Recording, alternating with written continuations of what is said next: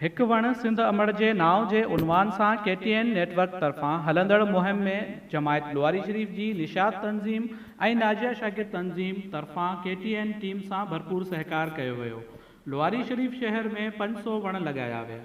निशात तंज़ीम जमायत लोहारी शरीफ़ ऐं नाजिया शागिर्द तंज़ीम निशात जमायत लोहारी शरीफ़ तरफ़ां आजियाणी तक़रीब पिणु मुनक़द कई वई। तक़रीब में ज़िला रिपोर्टर KTN हारून गोपांग ऐं ज़िला रिपोर्टर काविश गुलाम मुस्तफ़ा जमाली सां गॾु जनरल मैनेजर पीराफ लोहारी शरीफ़ मीर सिकंदर ख़ान जमाली, अदीब मुहक़िक़ डॉक्टर शरफुद्दीन टालपुर, मरकज़ी रहनुमा निशात तंज़ीम जमायत लोहारी शरीफ़ फोटोनियाज़ जुणेजो ऐं जमायत लोहारी शरीफ़ जे फ़र्दनि वॾे तइदाद में शिरकत कई। आजियाणी तक़रीब में आयल महिमाननि खे अजरकुन ऐं गुलनि जा तोहफ़ा पेश कया विया। तक़रीब में महिमाननि पंहिंजे ख़्यालनि जो इज़हार कंदे चयो त वण पोखियो मुल्क खे सरसब्ज़ खुशहाल बनायो। वण इंसान जी सिहत खे तंदुरुस्त रखण जी अलामत आहिनि। वण सेहतमंद मुआशिरे जी निशानी आहिनि।